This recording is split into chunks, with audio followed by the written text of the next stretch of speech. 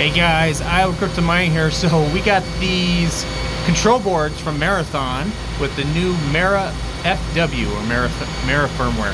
So they sent me these, and my plan is to give away one of them. So continue watching this video. Somewhere in the video I'll tell you how to register yourself, and I'm just gonna send one of those out to one of you guys. So the other three, so my plan is I'm gonna install all three of them on 3 ASICs. So I haven't decided yet if I'm going to do one of these or one of these yet for this video.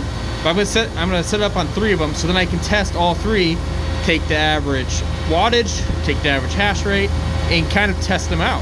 So that's my plan. And then when Marathon makes it available to where you can actually download and install, they're going to try to compete with like Brain's Toolbox, or LuxOS has a commander where you install it on a computer and you can tell your computer to install the software onto the ASICs without changing the control board. When that becomes available, I will then give away these other 3. So that's my plan. But for right now, I'm going to give away one of these. So keep watching this video. So I'm going to grab one of these ASICs. We'll put it on the table. I'll walk you through how to install the control board, and we'll go from there. Okay guys, so let's talk about the models that the Marathon firmware is available for. So as you can see on the screen, S19, S19J Pro, K Pro, S19J, the XP S21, the normal S19 Pro, the J Pro Plus, and the T21. So pretty much all the main models, the models that we care about. So it's all supported, which is great. And here's kind of their website. Just talk about some of the stuff that I talked about in my video and that I highlighted, but it just kind of goes more in depth. But yeah, nothing too special here. The website they want you to order from is actually through AltarTech, and so there's actually 2 options on AltarTech. Option 1 is just the control board, but then you pay the 2%, and there's the control board but with the LTL, which stands for lifetime license, and so then you don't have to pay the 2%. And so there's a $50 difference between the 2. I don't know why you wouldn't do the lifetime license, because at $50 at 2%, it's gonna be 4 months, 6 months, to pay it off. It's not gonna be a long time, and so hopefully you can have your miner for a lot longer than that, and so it'll pay itself off pretty quick. So I would get the lifetime license, and then the $100.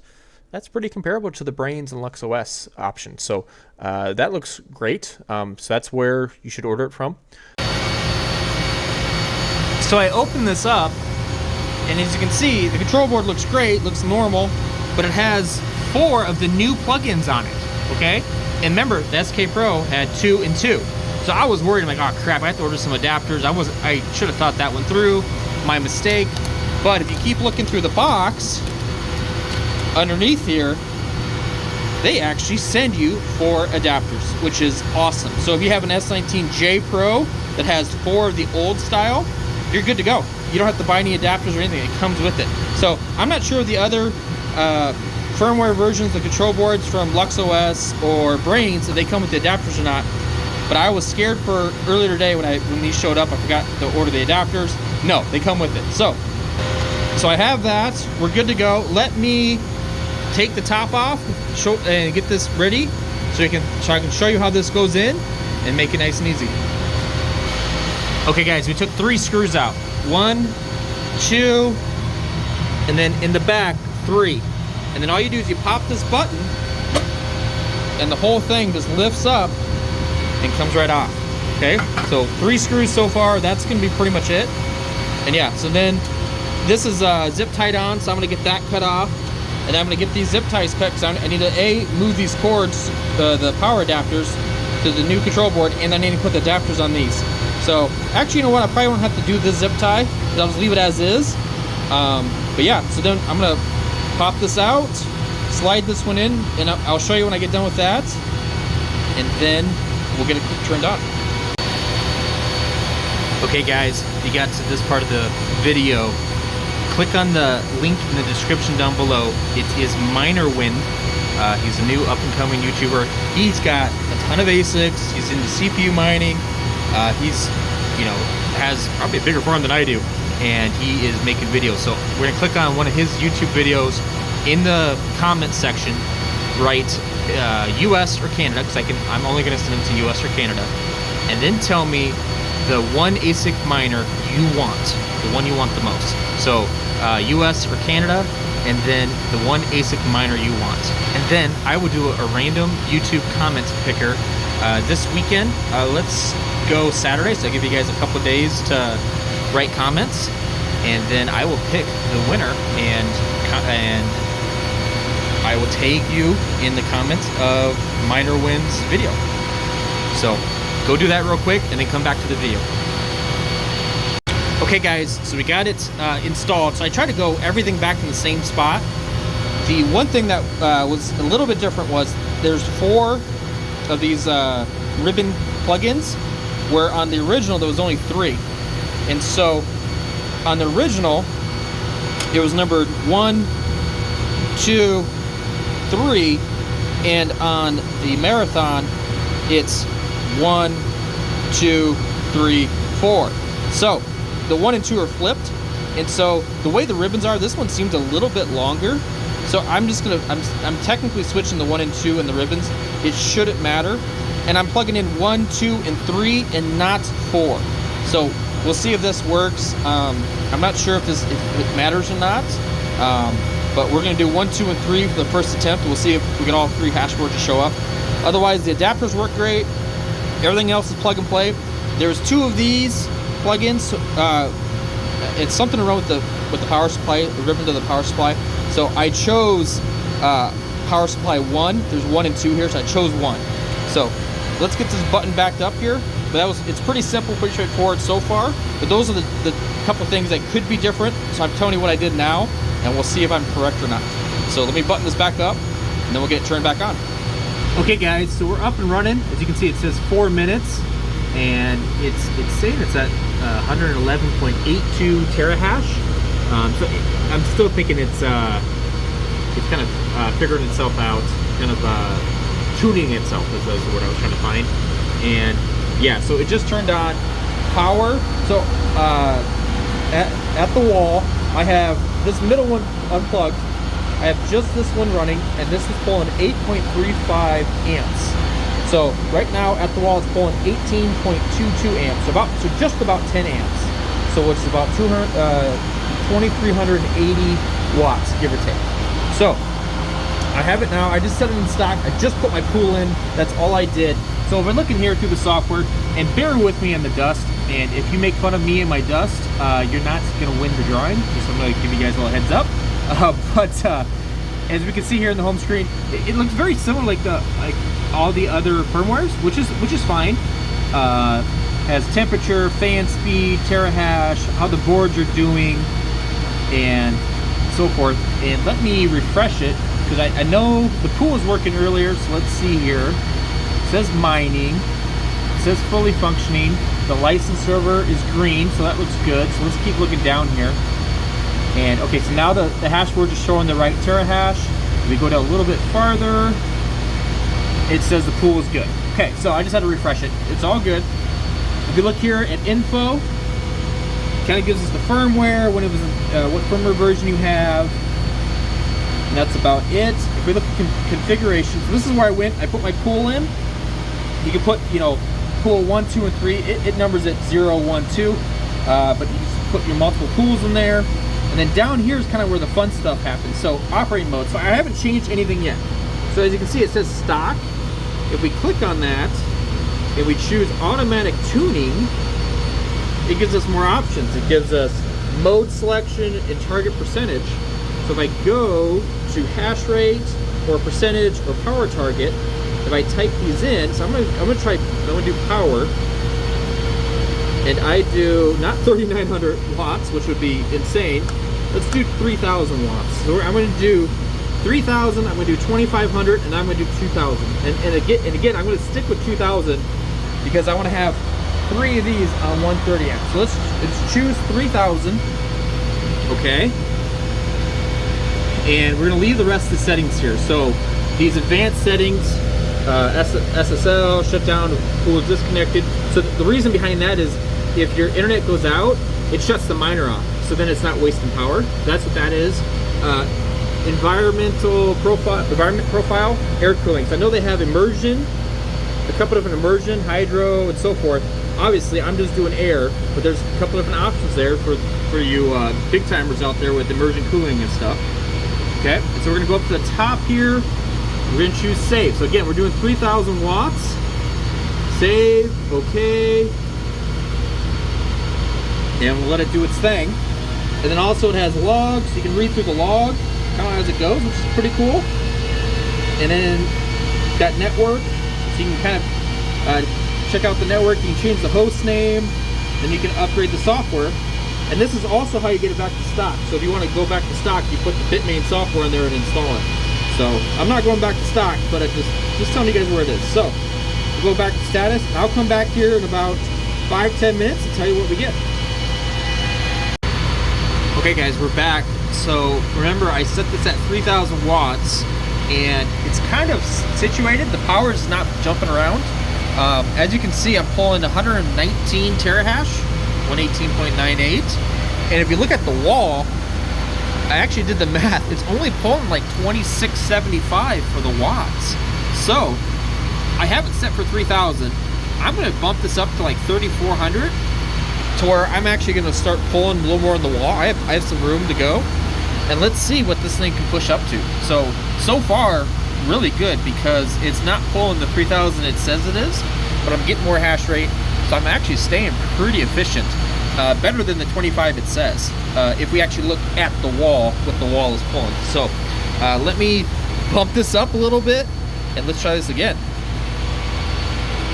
Okay guys, I'm back. And so I just refreshed this, and you can see it's been up for 38 minutes. I did reboot it after I changed it. I did 3,500 watts, not 34. I did 3,500 watts, and then I'm at 25.86 terahash.